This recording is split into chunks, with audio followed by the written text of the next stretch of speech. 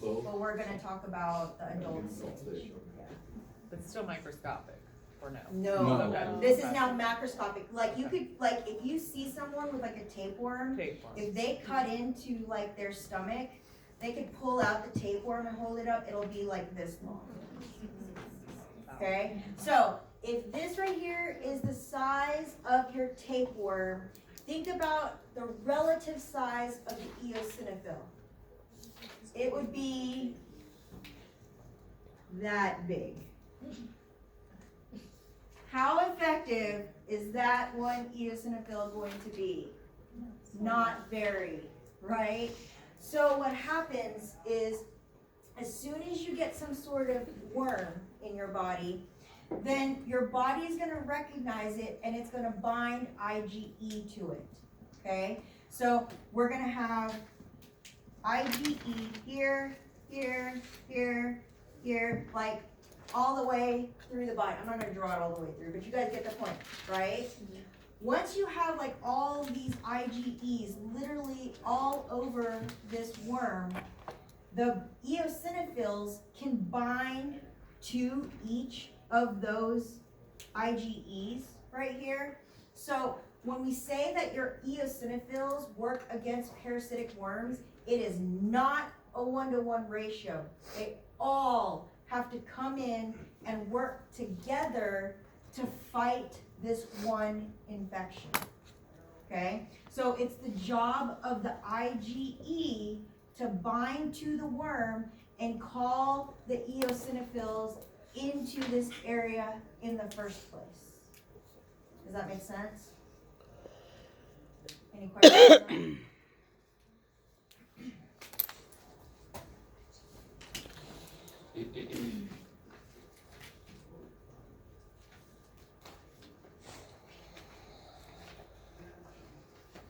on that?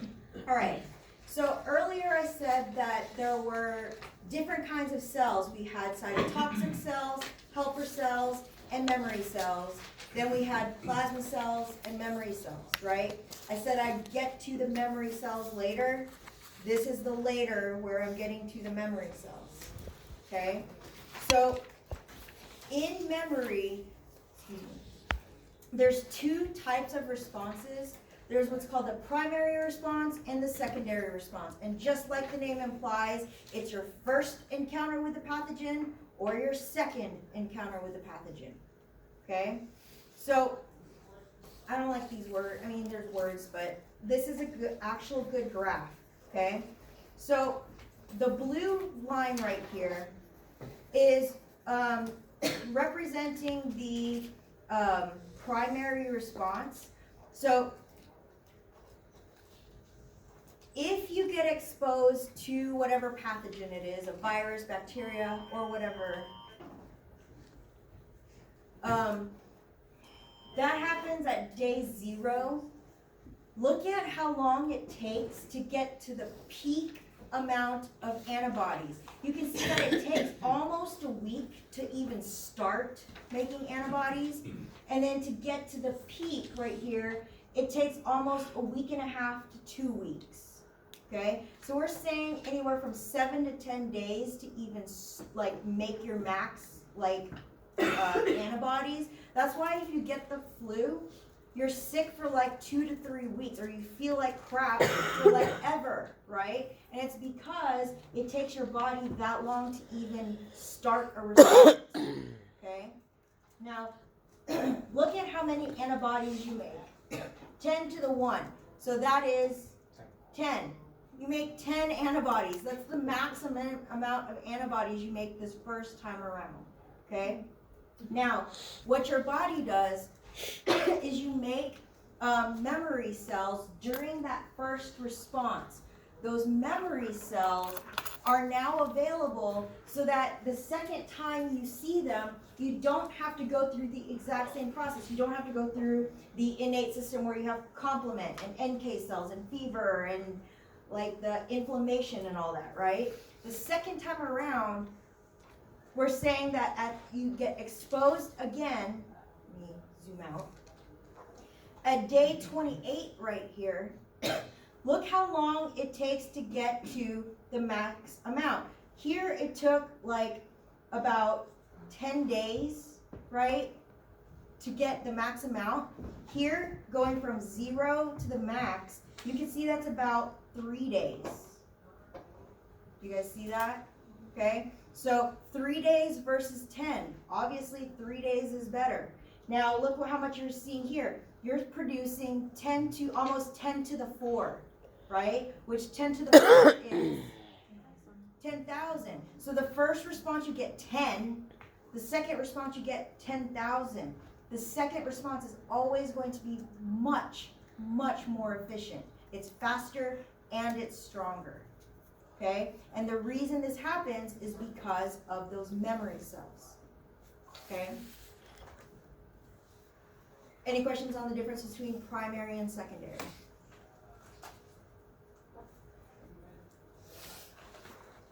So, talking about this secondary response, it leads us to something called immunity, okay? So, immunity is a process where we're protecting against future infections, okay? I had a class once when they're like, so if you're sick and you go to the doctor, which one of these is it, like, which one of these is it? It's none of them, because its immunity is against future infections, not current infections. Okay? So there's a lot of words there.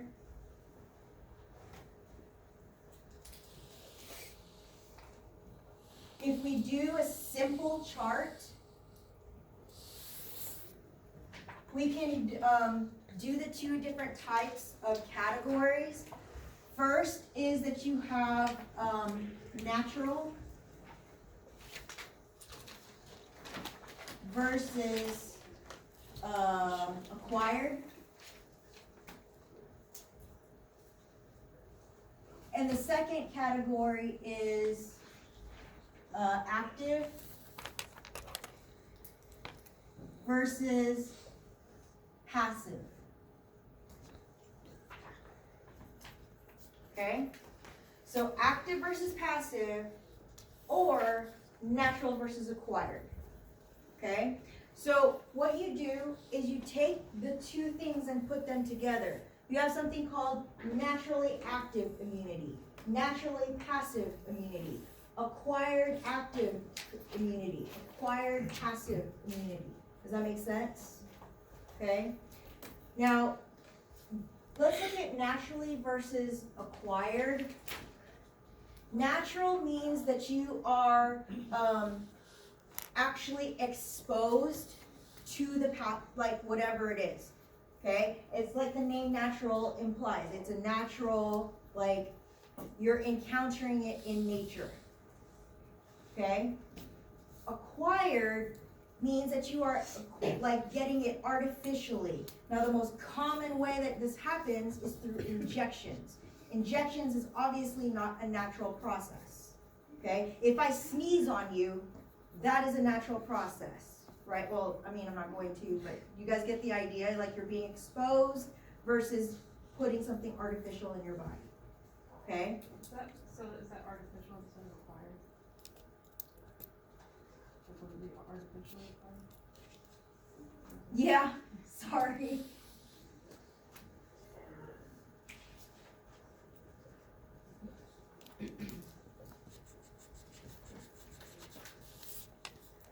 Okay. So naturally versus like injection usually. Now, I'm saying injection, but you can get it through patches and pills and all the things that you like put into your body, but the most common way is through like a shot. Okay? Now, active versus passive is what are you like encountering or injecting? Active means that you are injecting the antigen. Passive means that you are activating the antibody. Okay? Now, if you look at the differences between these two, your active immunity, because you're injecting the antigen, your body is going to develop a response to it. Okay? in a passive response, since you're already doing the job of your immune system by giving like the antibodies directly, then you're not gonna activate your immune response, which means you're not going to get memory cells. So the only way that you will get a memory cell is if you do the active route. Does that make sense? Okay, so if we look at naturally active, the first response, or this is like your normal exposure to a pathogen, and I'm just gonna say that this is like getting sick.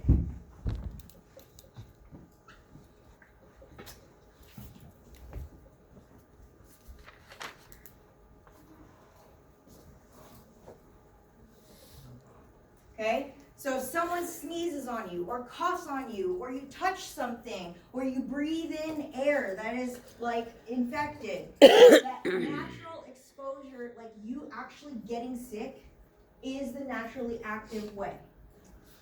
Okay? Now, artificial active is when they inject a weakened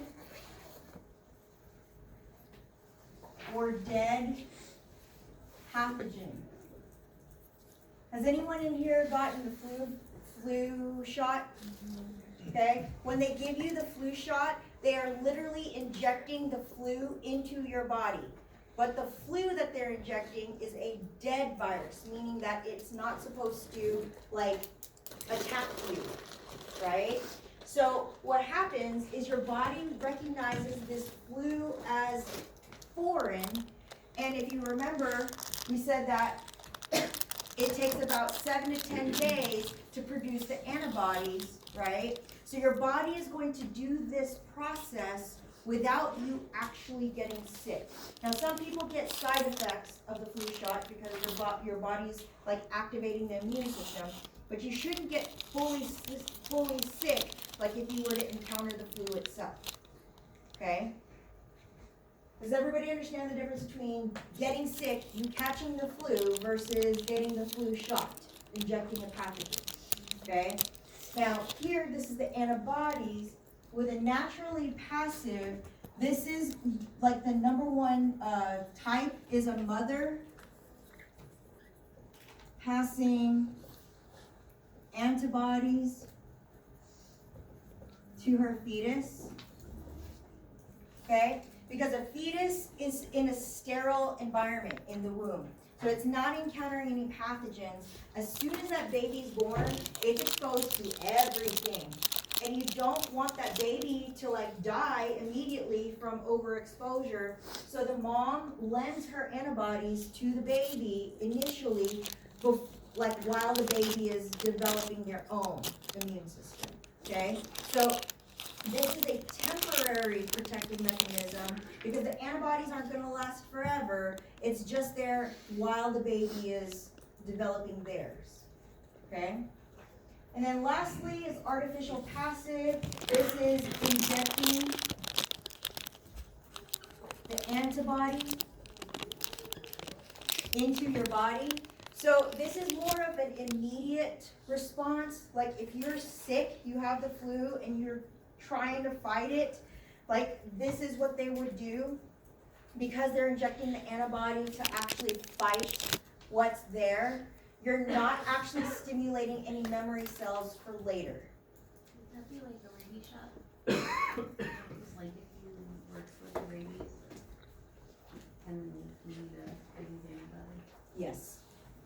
Yes. Because it wouldn't make them. Yeah. So you're not really protecting against future responses. You're actually trying to do the response like now. Okay. Any questions on the different types of immunity? Is that the last slide, or did you stay on there? I'm done, but I'm just. We'll finish the rest of this. There's only like a couple slides left next class, and then we'll do respiratory next class too.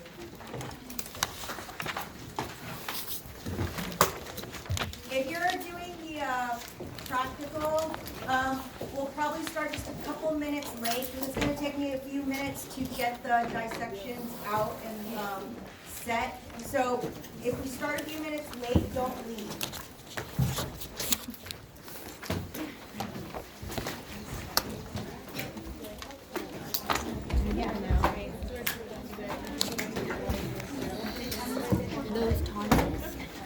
Mhm.